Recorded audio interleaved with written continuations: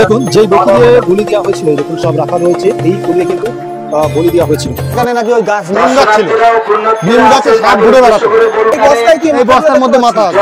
আচ্ছা আচ্ছা আচ্ছা। ও দেখুন সব বস্তায় কিন্তু মাথা বাড়াচ্ছে, তাই তো? হ্যাঁ। তো এখানে দেখুন সবাই বাবার পুজো দিচ্ছে সবাই। আচ্ছা এখানে এই একদিনে কি পুজো হবে? একদিন ভোর 4টে থেকে শুরু হয় আর সন্ধ্যা অবধি, মানে যতক্ষণ লোক থাকবে ততক্ষণ আমরা আছি। তো বন্ধুরা সবাই কেমন আছেন? আশা করি সবাই ভালোই আছেন। তো আমরা আজকে যাব মনসা মেলায়। হ্যাঁ, এটি নদিয়ার চাকদার বিষ্ণুপুরে খেদাইতলায় অবস্থিত সবথেকে বড় মনসা মেলা। আমরা সেখানে যাব এবং এই মনসা মেলার সব তথ্য আপনাদের সামনে তুলে ধরবো। সঙ্গে থাকুন, আশা করি ভালো লাগবে।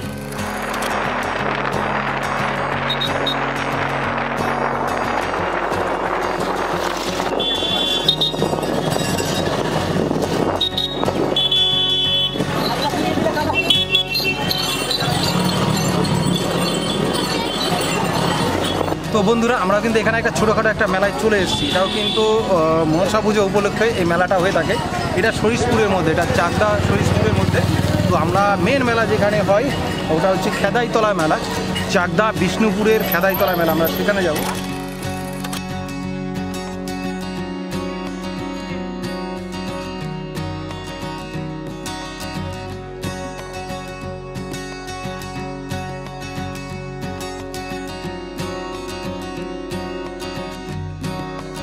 তো বন্ধুরা আমরা চলে এসেছি মেলার কাছাকাছি। তো এখানে দেখতে পাচ্ছেন এখানে গ্যারেজে আমরা গাড়িটা রেখেছি। তো আপনারা যদি আসতে চান আপনারা চাকদার থেকে কিন্তু প্রচুর পরিমাণে গাড়ি পেয়ে যাবেন।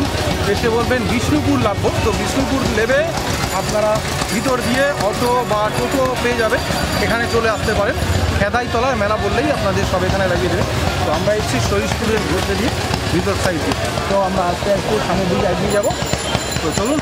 তো আরেকটা বিষয়, আমাদের সঙ্গে এই যে দুটো ভাই এসছে, তন্ময় ভাই আর এই যে কৌশিক ভাই। তো আমরা এখন সরাসরি চলে যাচ্ছি মেলার দিকে, চলো।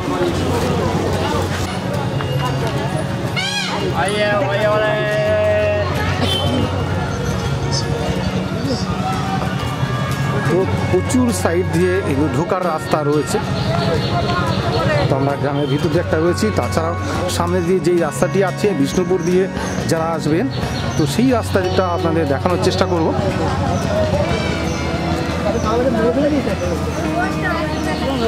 তো এখানেও দেখছেন পুজো দেওয়ার সব সরঞ্জাম কিন্তু এখানে রয়েছে। আপনারা যারা এখানে পুজো দিতে চান তো এখানে আসলেই পুজোর সব সরঞ্জাম পেয়ে যাবেন।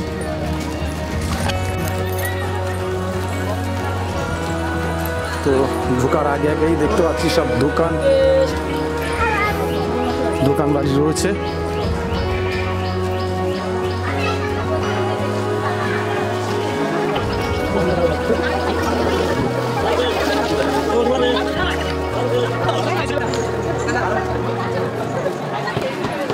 তো এই মেলায় যে বিশেষত্ব, এখানে কিন্তু অনেকেই সাপ খেলা দেখাতে প্রচুর সাপ নিয়ে আসে। তো আমরা দেখব সেই কোথায় সাপ আছে, সাপগুলোকে আমরা দেখব, যেহেতু মনসায় মেলা তো সেটা আপনাদের দেখানোর চেষ্টা করব। তো বন্ধুরা দেখতে পাচ্ছেন ওই ভিতরে দেখা যাচ্ছে মন্দিরটি রয়েছে। আগে পুরনো মন্দির ছিল ছোট, এখন মন্দির তৈরি হচ্ছে। যেহেতু এটা গ্রামের মধ্যে দেখুন একটা বিশেষ বিষয়, দেখুন সব জাল বিক্রি হচ্ছে, মাছ ধরার জাল। তো এই দেখুন জাল কত করে কি বিক্রি হচ্ছে? এই 100 টাকা, 120 টাকা, 150 টাকা সব রকম বিক্রি করছি। আচ্ছা আচ্ছা আচ্ছা। এগুলো আছে 2000 টাকা দাম। আচ্ছা আচ্ছা, খেওলা জাল না? খেবলা জাল, হ্যাঁ খুব সুন্দর খেবলা হবে। ওইটাতে এটা ঘুনো না, সব রকম মাছ হবে। সব রকম ইলিশ কত?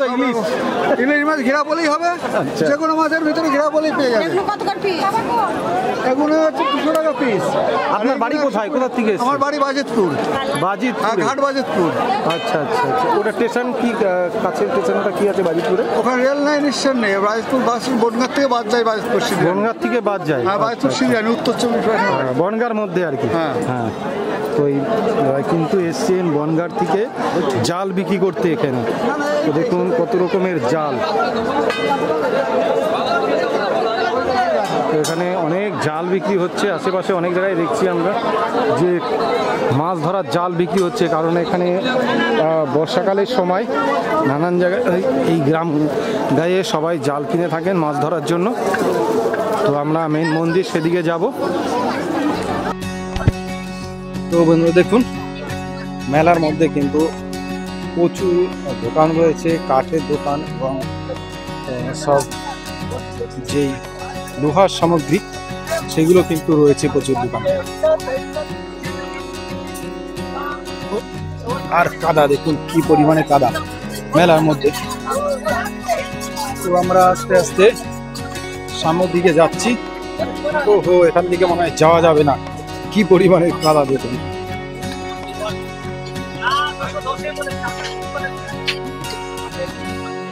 তো দেখুন কি পরিমাণে কাদা, এই দাদা কাদা সরাচ্ছে।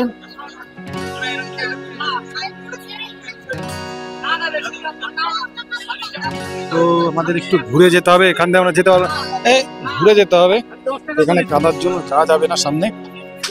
ঘুরে চলো, ঘুরে চলো, ঘুরে চলো, এখানে যাওয়া যাবে না, না এই সাইড দিয়ে চলো। তো আমরা এই সাইডে ঘুরে চলে এলাম, কারণ ওখানে প্রচুর পরিমাণে কাদা। আমরা সাইডে একটা গলি দিয়ে যাচ্ছে, আমরা সেদিকে এলাম, কিন্তু এখান দিয়েও মেলার মধ্যে প্রচুর কাদা। ও ও ও ও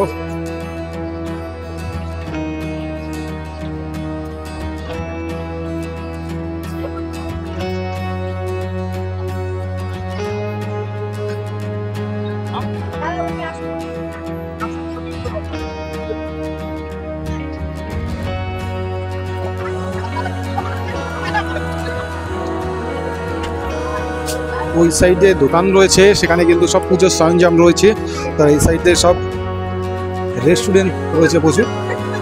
মেলাটা কিন্তু প্রচুর বড়, চারি সাইডে গ্রামের মধ্যে যেখানে যেখানে রাস্তা গেছে সেখান দিয়ে সব মেলার দোকান। তো আমরা এখন সামনে মন্দিরের দিকে চলে যাচ্ছি।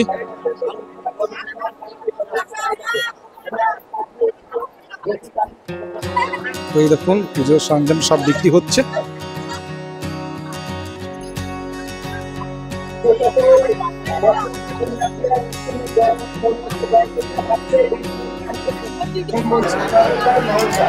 তো দেখতে পাচ্ছেন এখানে কিন্তু প্রচুর দোকান রয়েছে, চারি সাইড দিয়ে পুজোর সরঞ্জাম সেখানে বিক্রি হচ্ছে। তো আমরা দোকানদারের সঙ্গে জিজ্ঞাসা করব কেমন বেচা কিনা হচ্ছে। ভালো না, রোদ হইতো, বৃষ্টি হইতো, তখন হইতো ভালো। মানে বৃষ্টি হলে বেচা কিনা ভালো হয়? ভালো হইতো এই রোডে। বৃষ্টি হলে তো লোকজন আসতে পারবে না। না আসলেও রাস্তা তো কিনতে না, এখানে এসে কিনতে। ও আচ্ছা আচ্ছা, রাস্তার চারি সাইডে কিনতে না, এখানে শুধু এখানে কেনাকাটা করতে। আচ্ছা আচ্ছা, আমাদের দরকার বৃষ্টি। তো শুনতে পারলেন বৃষ্টি হচ্ছে না বলে এখানে নাকি বেচা কিনা। এখানে কেমন বেচা কিনা হচ্ছে? ভালো বেচা কিনা হচ্ছে। আচ্ছা আচ্ছা, তো আপনাদের এখানে তো দেখছি বেশিরভাগ সরঞ্জাম নেই, সব বিক্রি হয়ে গেছে নাকি? কত করে কি বিক্রি হচ্ছিল?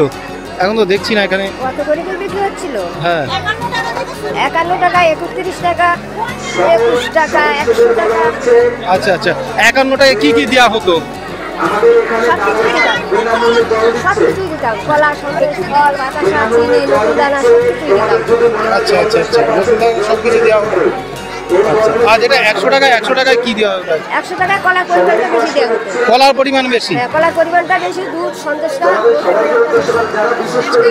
ঠিক আছে, তো আমরা অন্য কোনো সাইডে যাচ্ছি, দেখি।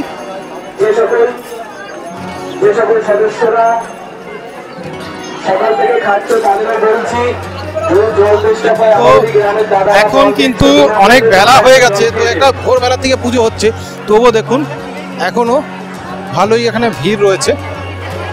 তো এর ভিতরে কিন্তু সেই পুরনো আসল যে মন্দির সেটি রয়েছে, তো দেখাও দিয়ে। তো দেখুন এর ভিতরেই কিন্তু সেই পুরনো মন্দিরটি রয়েছে, তার উপর দিয়েই বড় মন্দির তৈরি করা হয়েছে। তো আমরা একটু ঘুরে দেখবো চাই সাইড দিয়ে।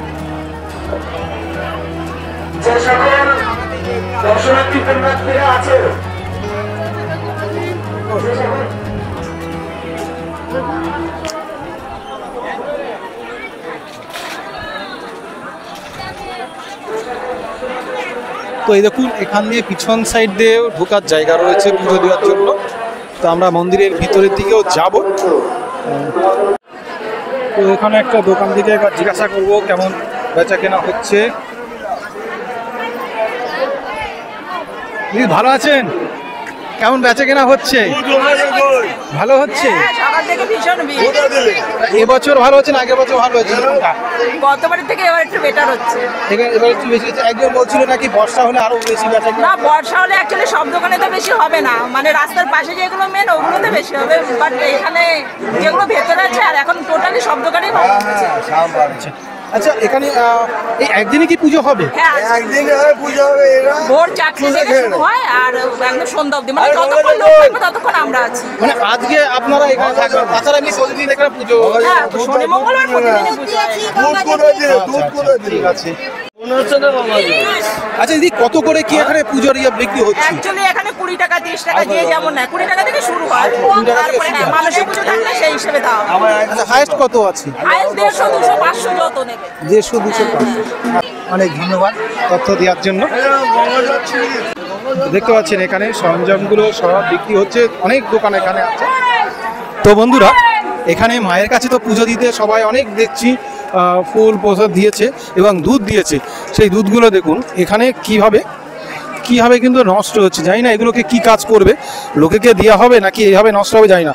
তো এইভাবে যদি নষ্ট হয়ে থাকে তাহলে এটা কিন্তু সঠিক হচ্ছে না, কারণ অনেকেই এইটাকে কিন্তু মানুষকে প্রসাদ করে বা মানুষকে দিয়ে দেওয়া উচিত। দেখুন এখানে প্রতিটা বোতলে যেভাবে পড়ে আছে মনে হয় না সেগুলো কিন্তু কোনো কাজে লাগবে। দেখুন কত দুধ এভাবে নষ্ট হচ্ছে, মায়ের পুজোয় কতটুকু লেগেছে জানি না, কিন্তু সেইভাবে দেখুন কীভাবে নষ্ট করছে। তো দেখানো হোক। তো এটাকে কিন্তু একটা খাদ্যদ্রব্য, সেটাকে কিন্তু এভাবে নষ্ট করা উচিত নয়। আমার মনে হয় এগুলোকে পরে মানুষকে দিয়ে দেওয়া উচিত। তো দেখুন একটা ঘুরিয়ে দেখানো হোক কত পরিমাণে।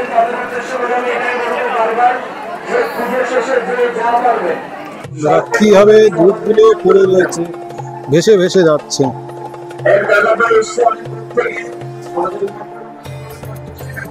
কিভাবে দুধগুলো নষ্ট হয়ে ভেসে ভেসে যাচ্ছে।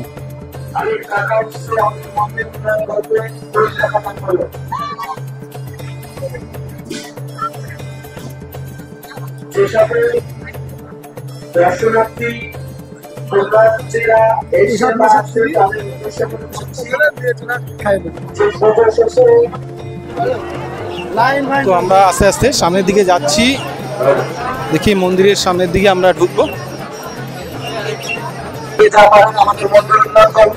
তো মন্দিরে ঢোকার আগে আমাদের মন্দির উন্নয়নের প্রকল্প, যে মন্দিরের চারি সাইড এই মন্দিরের পাশে একটি গাছ রয়েছে, সেই গাছে কিন্তু প্রচুর ঢিল বেঁধে রাখা হয়েছে এখানে। এই দেখুন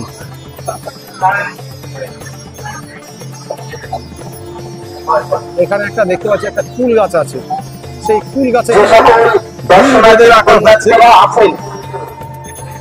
যে সকল দর্শনার্থী পুণ্যার্থীরা আজ এসছেন তাদের উদ্দেশ্য করে এটাই বলবো যে পুজো শেষে যে যা পারবেন দান করে যাবেন। আপনাদের দান মহৎ দান, এই দান আমাদের মন্দিরের উন্নয়ন প্রকল্প। আর এখানে দেখুন মন্দির উন্নয়নের জন্য কিন্তু এখানে সবাই দান করে যাচ্ছে। যে সকল দর্শনার্থী পুণ্যার্থীরা এসছেন বা আসেন তাদের উদ্দেশ্য করে সবাই মন্দির। বন্ধুরা ভিডিওটি বড় হয়ে যাওয়ার কারণে আমাদের ছোট ছোট পাঠে করতে হচ্ছে। তো এর পরের পাঠে আমরা পুরো মন্দিরের বিষয় এবং এই মন্দিরকে জড়িত যেসব তথ্য রয়েছে সব আপনাদের সামনে তুলে ধরবো। তো যারা প্রথমবার আমাদের এই চ্যানেলটির ভিডিও দেখছেন অবশ্যই তারা চ্যানেলটিকে সাবস্ক্রাইব করবেন, আর ভালো লাগলে লাইক করবেন এবং কমেন্ট করবেন। তো সবাই ভালো থাকবেন। জয় মা মনসা।